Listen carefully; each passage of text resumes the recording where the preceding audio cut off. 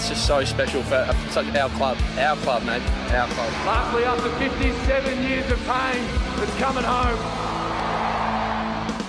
Hey there, TJ here, and welcome to Yeahthedees, where I am taking a retrospective look at our first premiership season in 57 years. This is episode 11 and we are covering round 6 versus Richmond. This is one of my favourite games of the year. This match happened on Anzac Day Eve at the MCG, and it's Angus Brayshaw's 100th game, the Warrior Nathan Jones's 300th, and we're out to spoil Dusty Martin's 250th. Going into this game, Richmond are the benchmark of the competition. They have 3 wins and 2 losses and are coming off a big 86-point win against St Kilda after back-to-back shock losses to Port and Sydney. Here are the teams for the game. Bailey Fritsch and Stephen May are back in the side after 1 week off their injuries. Harrison Petty and Mitch Brown are gone out of the side. Tom Sparrow swaps with Cade Chandler as a sub for this game. Richmond is still pretty close to full strength, and I remember very much looking forward to the Stephen May versus Tom Lynch battle. Let's go through the memorable moments of this game, starting with the first quarter. Cozzy's in at the centre bounce and he gets his hands on it, which is always exciting. Petrarca somehow steals the football in this moment and Gawn drops an intercept mark. Maybe there's some nerves while withstanding this onslaught of pressure by Richmond in the first few minutes. After conceding 6 inside 50s in the first 5 minutes, Jack Riewoldt kicks the first goal of the game. Jake Lever had an amazing spoil in the inside 50 and Rivers gets punished harshly for spoiling the ball over the line. Nankervis hits the post there. Tom Lynch is being a dirty maggot and smashes Max Gawn in the back of the head. The Tigers end up with another goal and are up by 15. All momentum so far is going their way with 10 inside 50s for 2 goals 3. The very next centre clearance the Tigers get out, but it goes down Jake Lever's throat. There is an incredible Charlie Spargo tackle here on Basha Hooley. It's a great effort, Spargo! Huge tackle! We're still absorbing the pressure and it leads to Brayshaw hitting up Tom McDonald, who then ends up getting smothered. That was a bit of a wasted opportunity. Defeat it to Nankervis. Viney works his way through. Petrarca couldn't get clean. Viney can now. Jackson to Jones to Brayshaw. The milestone men combine and then into the pocket. Chance for McDonald. Brilliant stuff. Big moment. Jack Riewoldt is the next Richmond player to try and take Gawn's head off, but this time the mark was paid. Stephen May, playing the full back role as the last man in defence, saves a goal. This is why we play our extra man in defence rather than at the contest, to allow this sort of defensive setup. It takes almost 13 minutes of game time in the first quarter to get our second mark inside 50, and it's our best chance for the game to kick our first goal, and Bailey Fritsch just misses it to the left. Some Jaden Hunt magic gets us out of danger for a moment and we keep the pressure on and force a holding the ball decision, which leads to Christian Salem kicking our first goal from 60 metres out. A little use. Got it out to Rioli. Might have been taken high by Petrarca. No. Queued up the middle of the ground. Jackson's got the height advantage. Well played, the youngster. To Neil Bullen. Put a nice step on Boulder.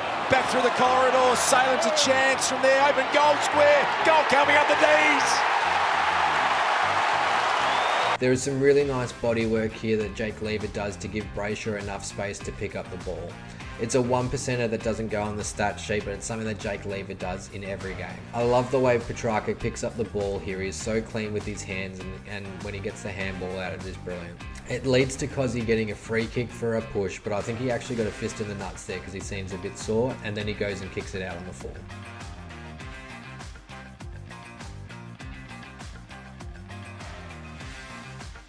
Tomlinson stops a certain goal, but then Rush kicks it and it's intercepted by Shane Edwards, who kicks the Tigers third, and the margin is 13 points. We get a really nice centre clearance and force some forward pressure where Oliver breaks lines to hit Cozzy, who kicks a tough kick to Bailey Fritsch, who kicks the last goal of the quarter with 51 seconds to go. There, Brayshaw played it pretty well initially. Back to Oliver, freed the arms. He's got beautiful hands, can pick and weave something special from here. That was classy. Out of the 20 game minutes, Richmond easily controlled 15 of them, but were only a goal down at quarter time. Richmond have played their brand of footy and the pressure is at premiership level. A lot of the commentators are trying to work out how we can get ourselves in the game here. So we kick 2-2-14 to Richmond's 3-3-21. The Tigers are up by 7 points. And now on to the second quarter. The rain is starting to pour down now, so we're going to see if that impacts any of the teams. Straight away, there's an incredible pickup from Angus Brayshaw in the wet. Tomlinson spoils Richmond's first goal attempt of the quarter over the line. Luke Jackson is improving with his marking and takes a great one here. After about 7 to 8 minutes of the ball going up and down the ground, the rain stops and we have conceded a plethora of inside 50s, but Richmond have not been able to lock in a goal. About halfway through the quarter, there is a free kick to Clayton Oliver. We get an inside 50 chance, and an obvious insufficient intent call gives Alex Neil-Bullen the chance to snap and goal from 40 metres out on the boundary. It's a ridiculously tough kick, but he did incredible, and now the difference is 2 points. Halfway through the quarter, Christian Salem already has 21 disposals for this match and has been absolutely immense. We get the next centre break, but unfortunately James Jordan misses to the right. Angus Brayshaw put in some really tough efforts in this quarter and was absolutely fantastic. He has really been helping us rebound out of defence. There is a great Jake Lever intercept mark on the wing here where he kicks inside 50 and Tom McDonald runs around the contest and marks in front of Gawn and Asprey. He kicks our second goal of the quarter and now we've hit the front. Salem points towards Gawn and that's the way he goes, and then coming and getting involved, Tom McDonald. Forward again.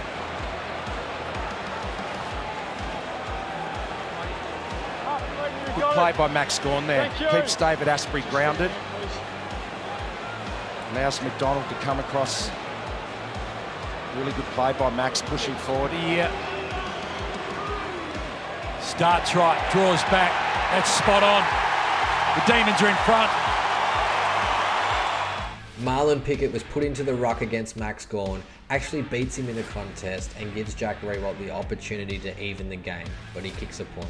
Marlon Pickett's next ruck contest, he pushes Tom McDonald in the back quite obviously, which gives T-Mac the chance to kick his second, and now we've kicked the last 4 and we're up by 9 points.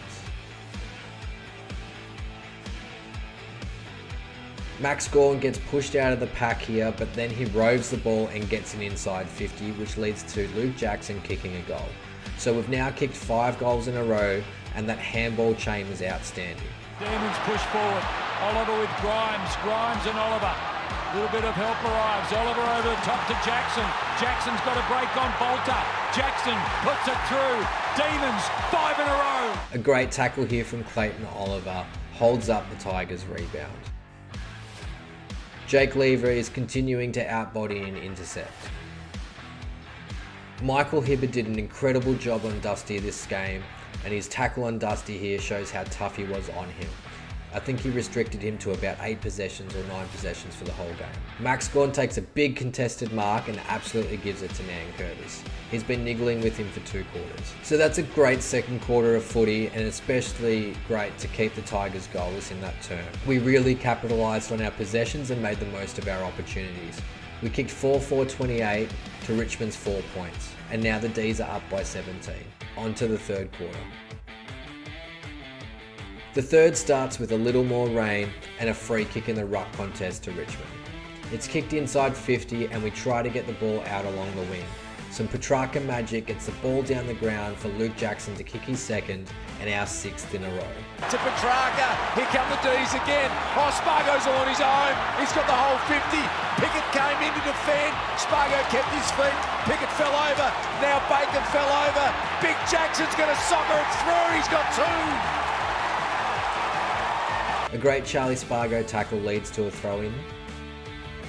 Tom McDonald absolutely whacks Grimes here, and that leads to a Richmond inside 50. An Alex Neil-Bullen tackle ends up in a holding the ball free kick. I absolutely love it when we get paid holding the ball. Petrarca makes something out of nothing by getting the ball to Tom McDonald. Tom hits Bailey Fritsch inside the forward 50 and he kicks his second goal. We've now kicked 7 in a row and we're up by 30 points. Trouble. McDonald dropped the footy, worked it forward onto the chest of Fritsch. Look at Petrarca here. That is just making something out of absolutely nothing. I mean, he had... Came in with 10-6. D's fans are loving to kick it, and he has. Nathan Jones gets a holding the ball decision and gets a huge cheer from the crowd about it. There was an ovation. Goes towards Lambert. Somehow Pickett happy to keep it in. About 10 minutes into the quarter, the Tigers kick a goal after Stephen May tries to kick it out of the contest area. This breaks the 7-goal streak. It's the Tigers' first goal in over 30 minutes of football, which is a really impressive defensive effort against the 3-time reigning Premier. An incredible defensive effort here from Trent Rivers leads to another bounding effort down the wing by Jaden Hunt, where Marlon Pickett gives away a very silly free kick to Alex Neil-Bullen. He goals and we got that one back instantly within a minute. But also, the Tigers respond instantly with a goal. So it's back to a 4-goal margin. The top, Milksham got Viney. Hunt's run on. Can they go coast to coast? Handball over the top. McDonald, Neil-Bullen, Marlon Pickett, the last man standing. He's given away a free kick.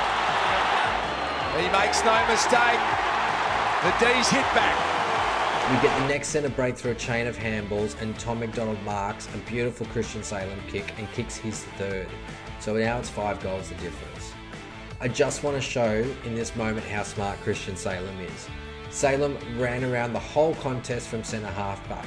His opponent leaves him to try and impact Jack Viney but gets nowhere near him. And by the time he's realised Salem's out the back, it's too late to impact at all. Right behind the kick. McDonald makes no mistake.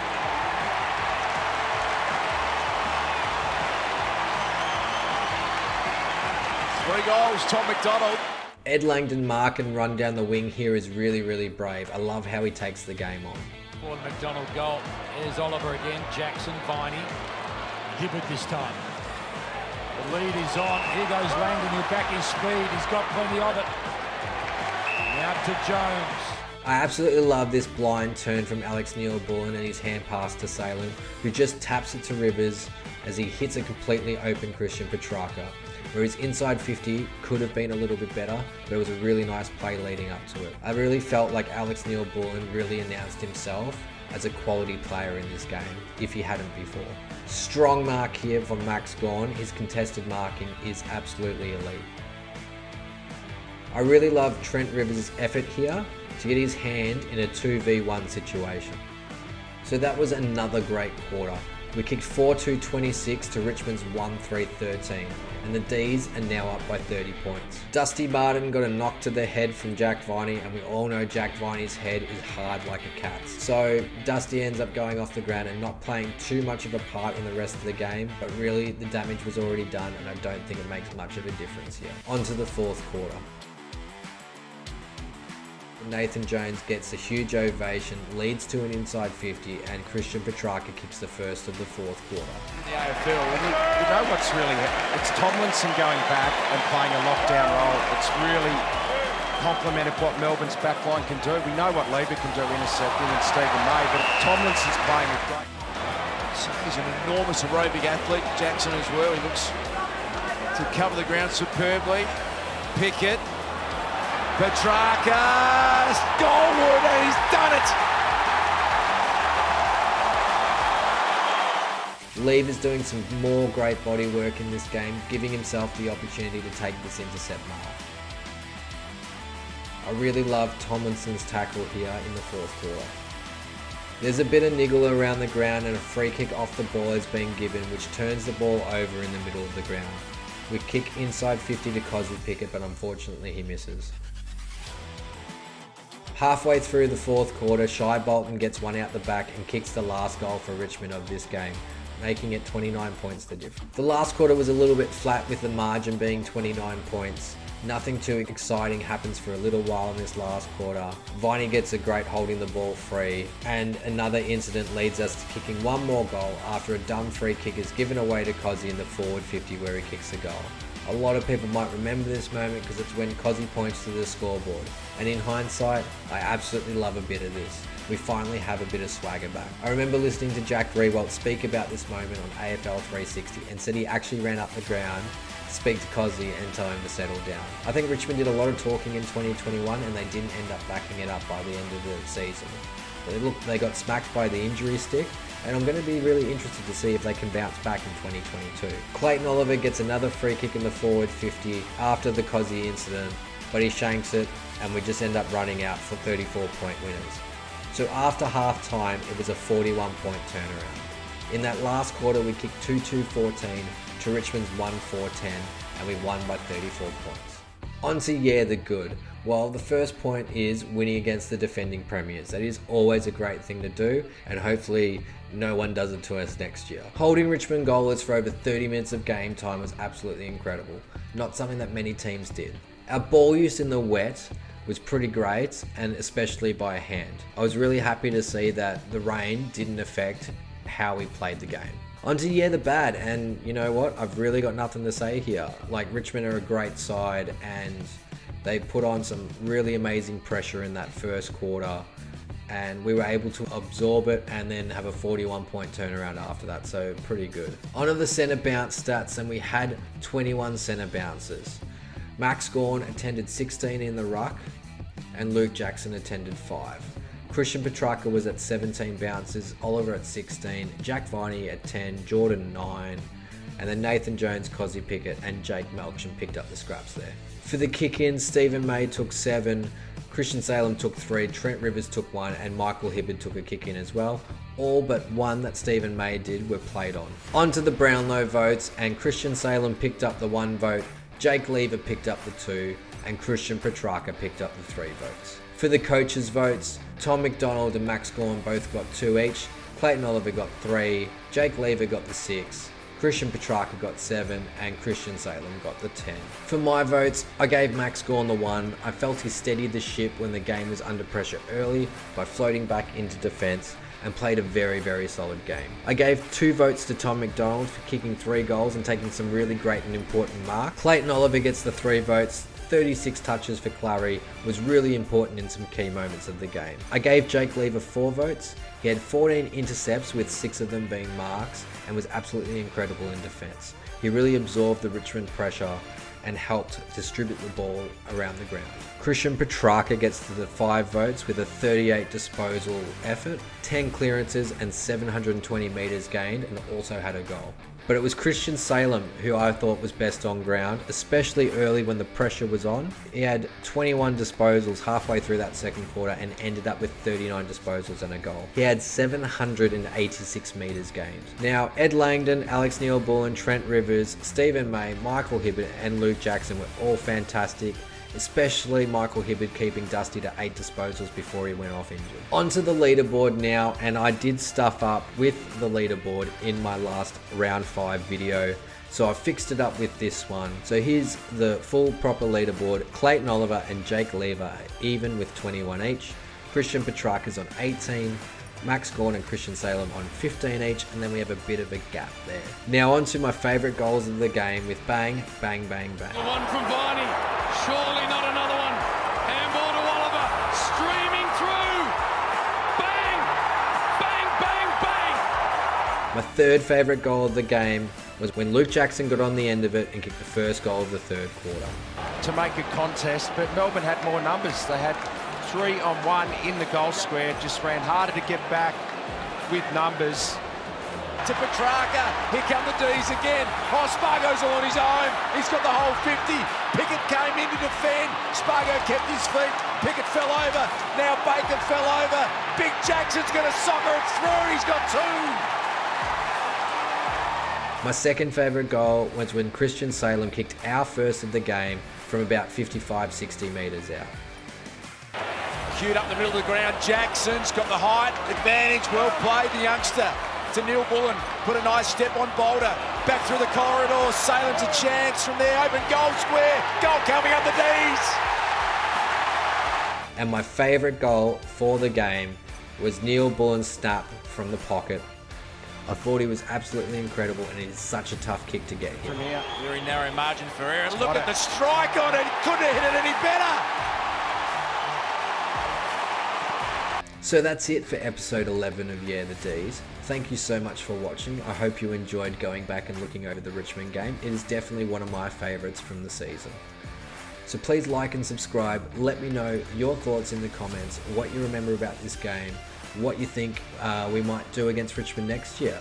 Do you think that there'll be a big threat? Are they the same pressure side that we've seen over the last 4 years? Let me know your thoughts. Don't forget to like and subscribe. And as always, go the D's. How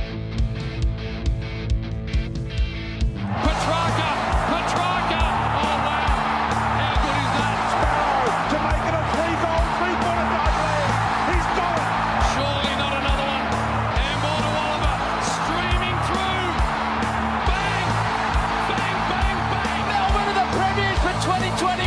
it's just so special for such our club, mate, our club. Lastly, after 57 years of pain, it's coming home.